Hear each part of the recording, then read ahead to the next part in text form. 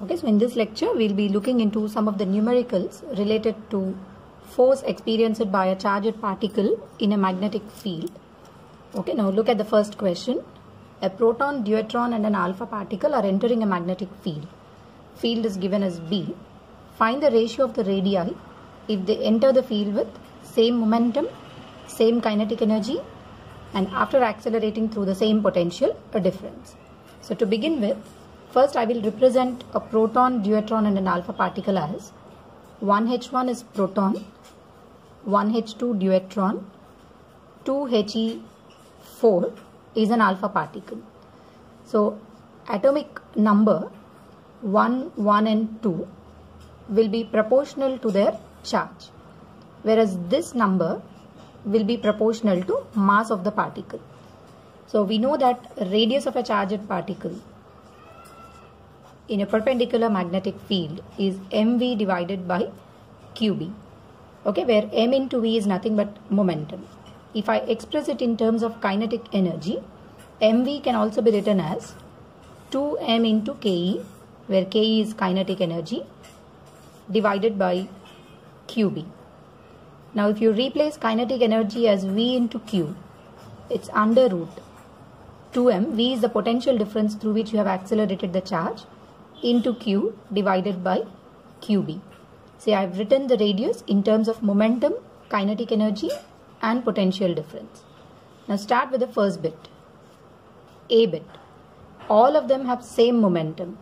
So radius is inversely related to charge and same magnetic field. Since momentum is constant, radius of circular path is proportional to 1 by q, or radius is inversely proportional to charge. Therefore, radius of alpha particle, first it is proton, so I will write it as proton, is to radius of deuteron is to radius of alpha particle should be 1 by charge of proton is 1 unit, deuteron 1 unit, okay, this number, and alpha particle is 2 units. So 1 is to 1 by 2, or I can write radius of proton is to radius of deuteron is to radius of alpha particle is in the ratio 1 is to 1 is to half, or 2 is to 2 is to 1. Okay, then come to B bit. Kinetic energy is same. If kinetic energy is same, magnetic field is also same. Radius is proportional to square root of m by q. Okay, from this relation, it's directly proportional to square root of mass, inversely related to charge. Therefore, radius of proton is to deuteron is to alpha particle root m. So root 1 by charge is 1 unit for proton, square root of mass is 2 units by 1, under root, here mass is 4 units, charge is 2 units. What is the ratio coming out to be? 1 is to root 2 is to 1.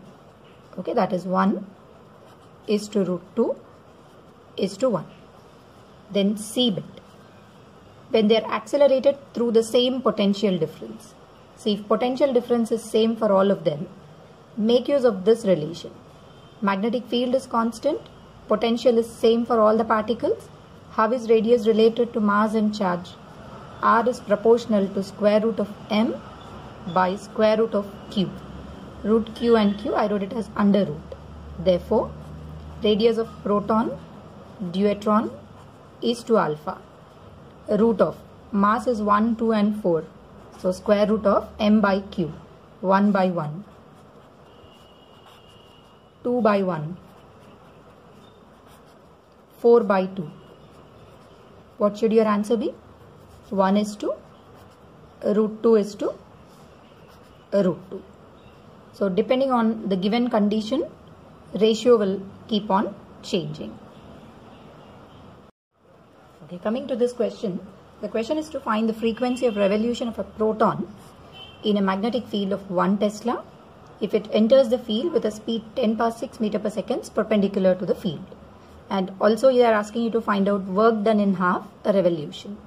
Okay, since the particle is entering a magnetic field perpendicular to the magnetic field, okay, we know frequency of revolution of a charged particle is QB by 2 pi m.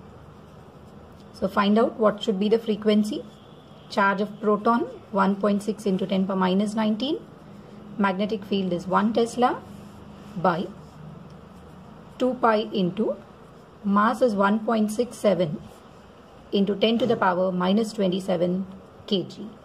Okay, when you simplify it, approximately 1 by 2 pi into 10 to the power minus 19 plus 27 is 1 by 2 pi into 10 to the power 8 hertz. Okay, so this will give you frequency. Coming to work done. Okay, we know as the particle is moving in a perpendicular magnetic field in a uniform circular motion, work done would always be 0. Since there is no change in kinetic energy of the particle in uniform circular motion, remember whether it is half revolution or 1/4 or 1 complete revolution, work done will always be equal to 0.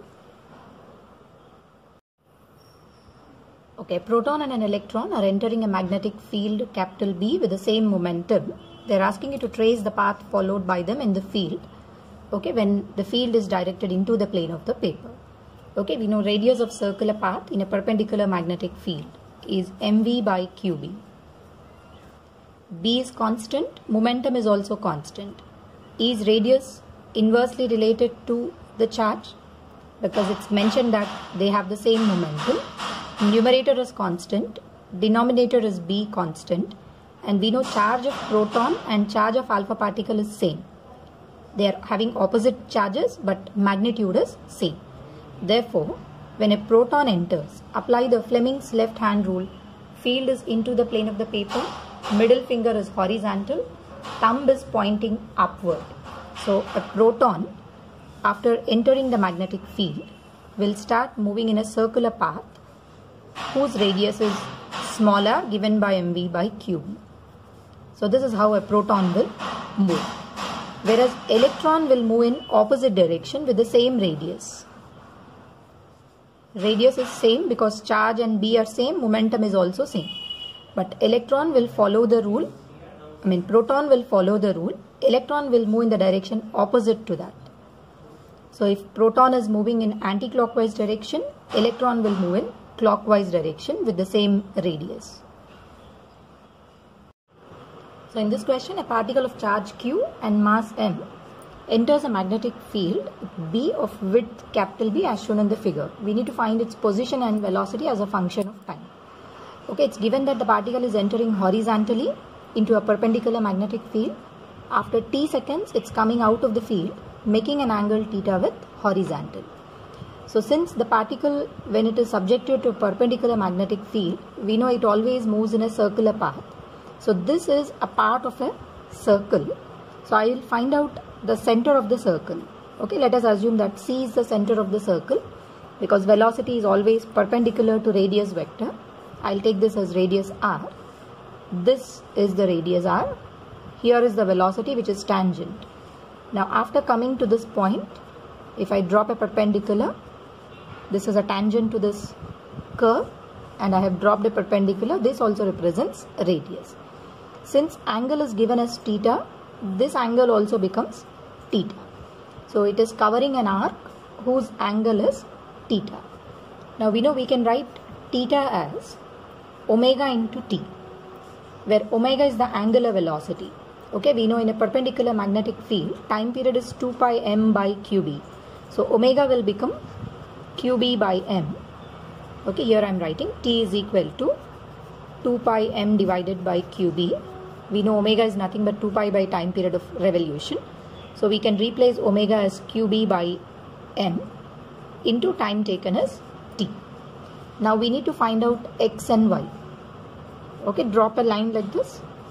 I'll call this distance as y. This will be y. Horizontal distance is x.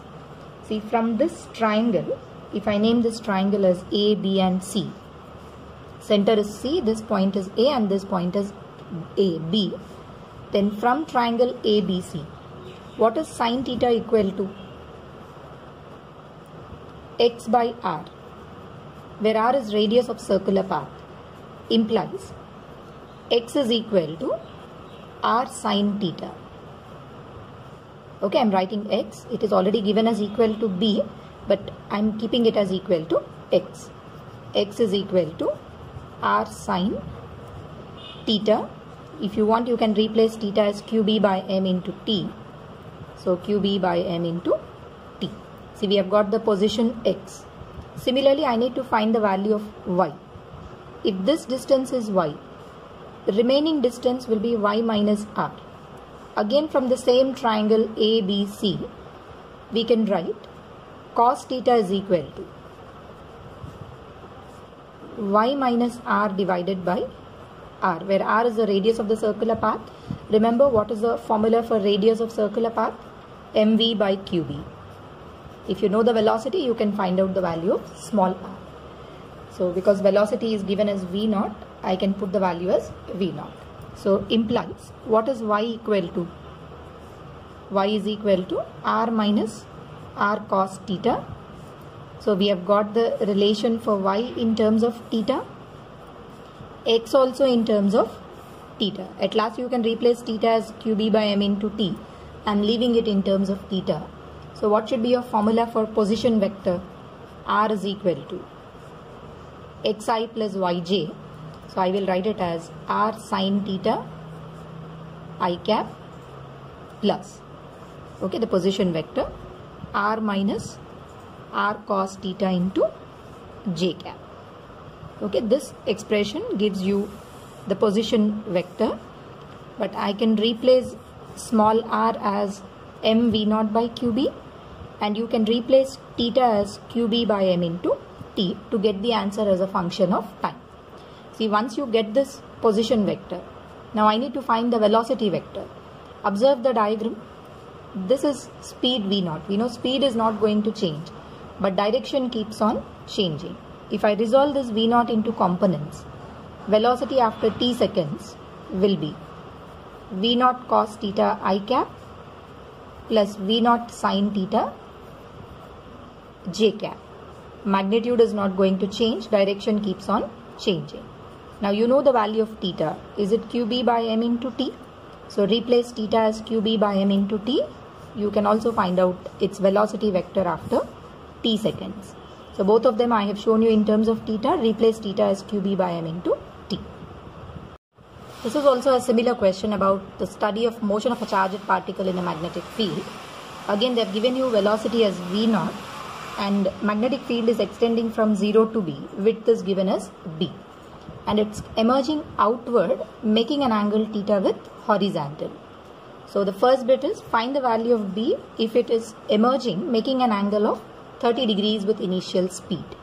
So first locate the center because it's horizontal. Somewhere here will be the center. Okay, I'm taking the radius of the circle as capital R. This is the center of the circle. Join this point. Velocity should be perpendicular to radius vector. Even this is R. If this angle is 30 degree, even this angle becomes 30. Drop a perpendicular. We know this distance is b. We need to find the value of b. And we already know radius of circular path is mv by qb. Since speed is v naught, I am writing it as v naught. Now from this triangle, tell me what is sine theta equal to? B divided by capital R. If theta is 30 degrees, sine 30 equal to B by capital R implies what should be the value of B equal to? R divided by 2. Okay, where R is nothing but the radius of circular path. So we have got the answer for the first bit. Find the value of B if it is emerging with a velocity making an angle 30 degrees with initial velocity. Second bit is find the final velocity if B becomes 2.1 times of B. See, previously width was equal to R by 2. Now width is increased to 2.1 times. That means it becomes 2.1 times of R divided by 2. Now if I find the value of sine theta, B has become 2.1 times of r by 2 divided by r. R gets cancelled. 2.1 by 2. Now observe, is it becoming greater than 1? Implies sin theta is becoming greater than 1. Sin theta can never be greater than 1. So whenever you get this value of sin theta greater than 1, remember the particle is going to return and it is coming out making an angle 180 degrees with the initial speed. See, if the width becomes greater than the radius, okay, assume that this is the width of the magnetic field. If this width is becoming greater than the radius, then if you project the particle with a velocity v, it completes the semicircular path and comes out with the same speed v0. Now tell me, what is the deviation produced? It is entering with v0, emerging with minus v0. So the deviation theta will become 180 degrees. Speed is going to remain same, but direction will be opposite to initial projection. Again, I'm repeating, if the width of the magnetic field is x, remember this condition, sin theta is equal to x divided by r. If x becomes greater than r, then theta should always be reported as 180 degrees because the particle will come out in the opposite direction. Okay, another question again related to motion of a charged particle in a magnetic field. See, a particle is entering the magnetic field making an angle alpha. It is bending and then coming out making an angle beta. Now with this data they are asking you find the value of beta at which it leaves the magnetic field. We know in a magnetic field particle always tries to move in a circular path. So this arc of a circle is a part of circle. Now this time center is not lying on this line, it is outside. See, if I consider this as a circular path, somewhere here you will have the center. This time I am naming the center as O. Okay, since it is a part of a circle, if I join this line, this is the radius vector. Even this represents the radius vector. Radius and velocity are always perpendicular to each other. Therefore, if this angle is alpha, it should come out with the same angle. I again repeat, because it's an arc of a circle, a part of a circle, with whatever angle it is entering, because center is always perpendicular to velocity vector, with the horizontal, whatever is this angle, same should be the other angle. So what should be your answer for first bit? Alpha should be equal to beta. Angles should remain same. Second, time spent in magnetic field. So we want to know in what time it has covered this length of the arc. For that I will drop a perpendicular. Since these angles are alpha and alpha, I can make this as alpha and alpha. So what is the total angle at the center of the arc? 2 alpha. We know the time period of revolution is 2 pi m by qb. For one complete circle, it will take a time 2 pi m divided by qb. Now to get the time taken to cover an angle of 2 theta, time taken should be for 360 degrees, that means for 2 pi radians, this is the time taken. For 2 alpha, what should be the time taken? Okay, time taken should be a part of it. 2 alpha by 2 pi. This is the fraction. Into capital T. Again I repeat, for 2 pi radians, it is taking 2 pi m by qb seconds. For 2 alpha angle, I am taking the time taken as small t. So what should be the value of small t equal to 2 alpha by 2 pi into capital T, implies time taken should be alpha by pi into capital T. I will write it as 2 pi m divided by qb. Cancel of this pi. So time taken must be equal to 2 m alpha divided by qb. So this is going to give me the time taken by the particle to cover the given length of arc. Next, they are asking you to find out the distance AC. Okay, this is C and this is A. I'll call this center as B. To get this distance, first look at the distance CB. From this triangle, sin alpha is equal to CB by R. Okay, from triangle OBC, sin alpha is equal to CB by radius. We know radius is MV by QB. Now BC or CB is equal to, is it R sin alpha? And we know this is symmetric. Whatever is the distance from C to B, same will be the distance from B to A. Therefore, the distance AC should be 2 times of BC, which is 2R sin alpha, or AC is equal to 2 into radius is MV by QB, V0, because in the question it's given as V0, into sin alpha. So this gives you the length of the chord, which is AC. So till now we have seen questions related to motion of a charged particle in the presence of only magnetic field. Now look at questions related to motion of a charged particle in the presence of both electric and magnetic fields. So observe this question. A proton, we know it's a positively charged particle, is moving with a constant velocity through a region of space without any change in its velocity. That means it's continuing to move with the same speed in the same direction. If E and B represent electric and magnetic fields, then which of the following is possible? Say, look at the possibilities. First option says there is no electric field and no magnetic field. So in the absence of both electric and magnetic fields, there is a possibility that the net force on the particle is 0. So it continues to move with the same speed. Okay, in the absence of any other field. So A is possible. If none of the fields is present, particle will continue to move with a constant speed. Look at the second condition. Electric field is not 0, but magnetic field is 0. We know magnetic field cannot accelerate a charge, but electric field can accelerate a charge. So if electric field is not equal to 0, so indirectly we are saying there is an electric field. If there is an electric field, then definitely it will accelerate the charge. So the speed is going to change. If speed changes, velocity also will change. So C option, it is not possible. Look at B. There is no electric field and magnetic field is present. Suppose the particle is moving in the direction of magnetic field. Say field is this side, speed is also this side.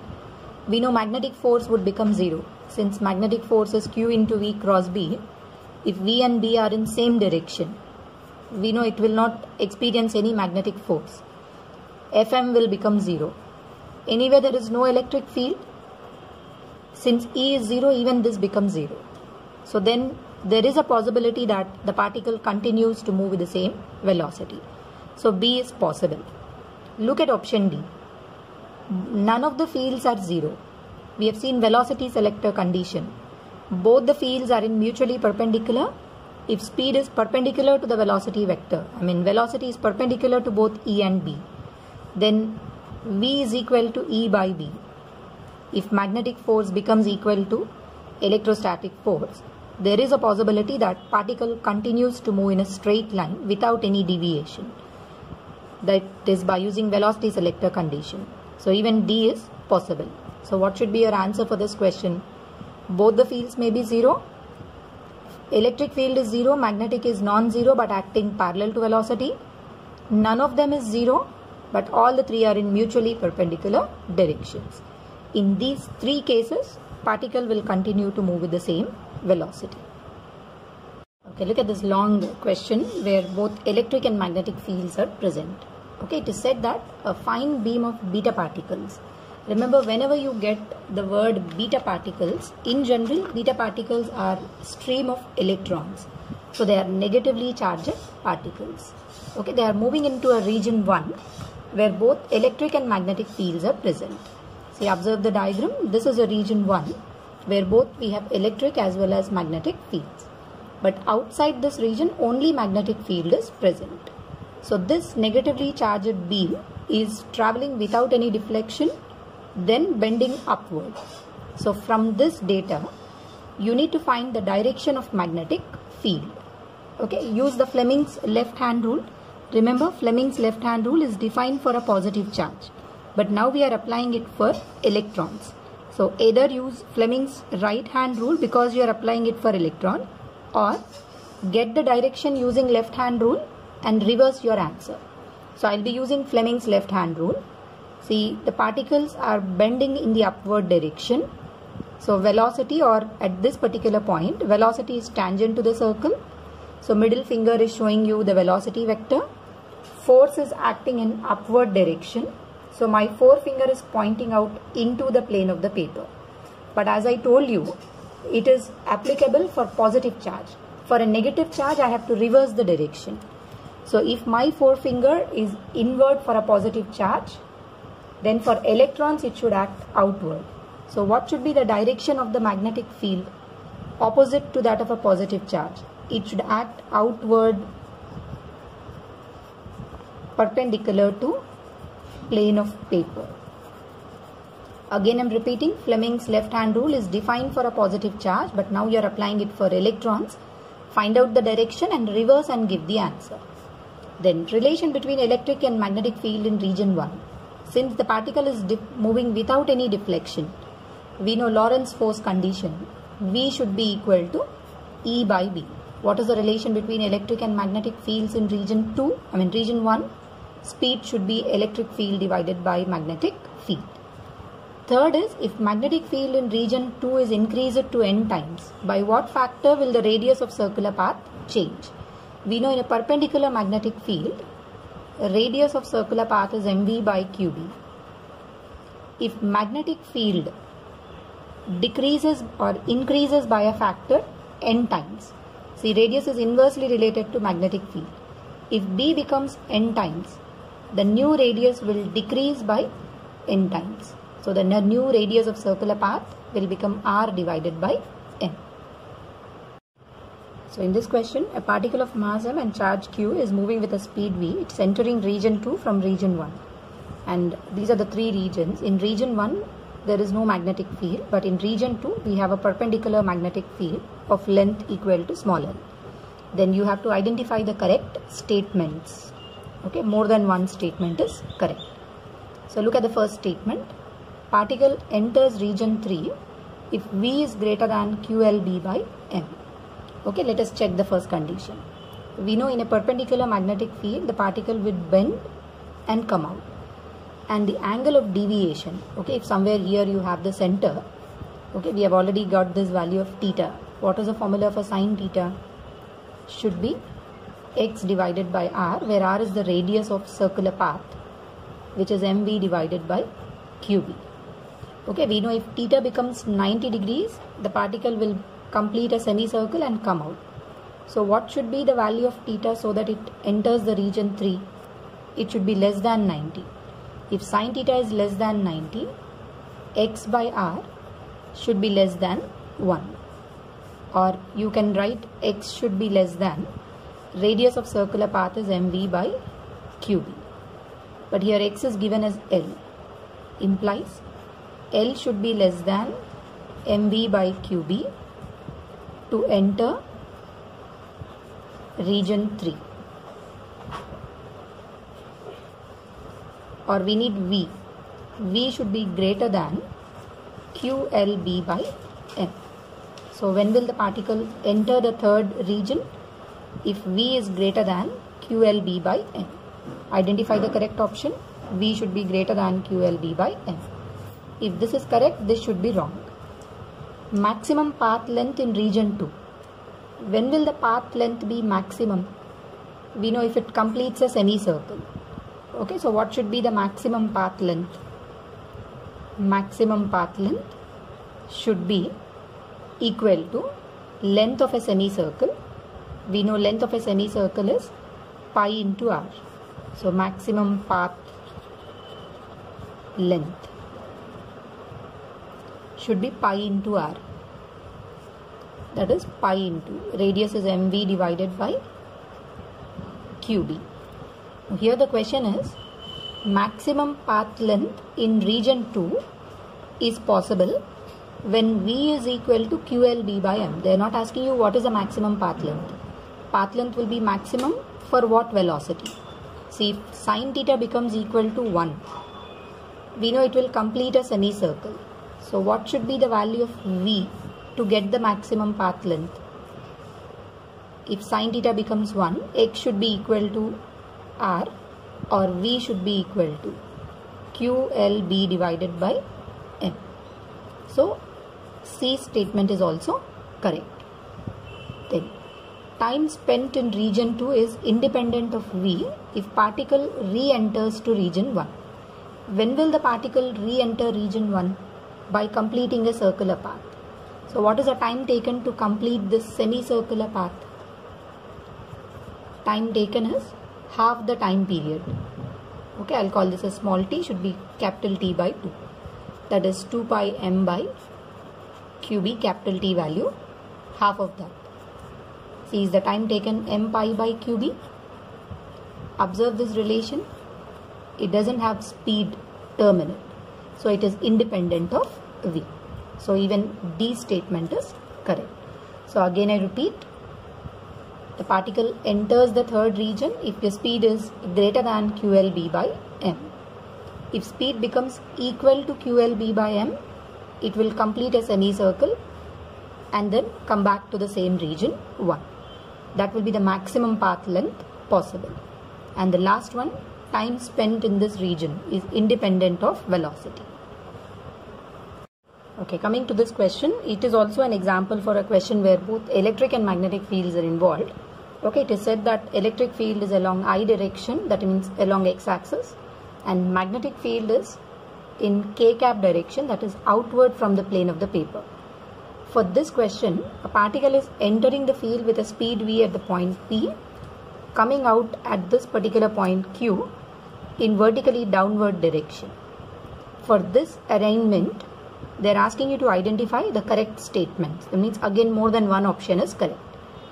So the electric field E is equal to 3 by 4 mv square by q into A. We know when the speed is increasing from v to 2v, work done by a charged particle when it moves in a perpendicular magnetic field is always 0. So magnetic field will neither increase the speed nor decrease the speed. It is only electric field which accelerates the charged particle. So therefore, since electric field alone can accelerate, work done is equal to change in kinetic energy. So final speed is half 2v minus initial speed is half mv square. This should be equal to work done by electrostatic force. How do we calculate the work done by electrostatic force? Force into displacement, EQ into, okay, let us write the displacement as S. Electrostatic force into displacement should be equal to change in kinetic energy. So we know initial speed is v and final speed is 2v. So what should be the change in kinetic energy equal to? Half m into 2v whole square will be 4v square minus v square. So when you find out 4v square minus v square, okay, you will get this as 3v square should be equal to force is EQ into, see, electric field is acting along x-axis. What is the displacement produced in the direction? 2a. Force into displacement, okay, magnitude. So simplify and find out what should be the electric field. Capital E is equal to 3 mv square divided by 2 2's 4q into A. So this is the magnitude of electric field in terms of velocity and charge. So identify the first option. It is given electric field strength is 3 by 4 mv square by q into A. So first option is correct. Look at the second option. The rate of work done by electric field at P. Rate of work done is nothing but power. Okay, we are checking the second option. Can we write power as force into velocity? F dot V will give you power. If your point is P, electric field is in I cap direction, velocity is also in the I cap direction. So what will be the power at P? Power at P is F dot V. Force is EQ. Velocity is V. Angle between them. Okay, we know dot product, we write it as cos 0. Cos 0 is 1. So what should be the power at P, or rate of doing work at P? B option. Replace E. We know electric field is 3mv square. V square into V will become 3mv cube into Q. Q will anyway get cancelled by 4 into A. Is it 3 by 4 mv cube by A? Look at the second option. Rate of work done, that is nothing but power of electric field at P, is 3 by 4 mv cube by A. So even second option is correct. Then rate of work done at P is 0 due to electric field. If this is true, this cannot be correct. Rate of work done by both the fields is 0 at Q. Let's come to the point Q. Electric field is this side, velocity is downward. What is the angle? 90. So power due to electric field, F into V into cos 90, will become 0. And we already know work done by magnetic field is always 0. So what should be the option? D. Work done by both the fields is 0 per unit time. So what should be the rate of work done by both the fields at Q? 0 is correct. So A, B and D are correct options.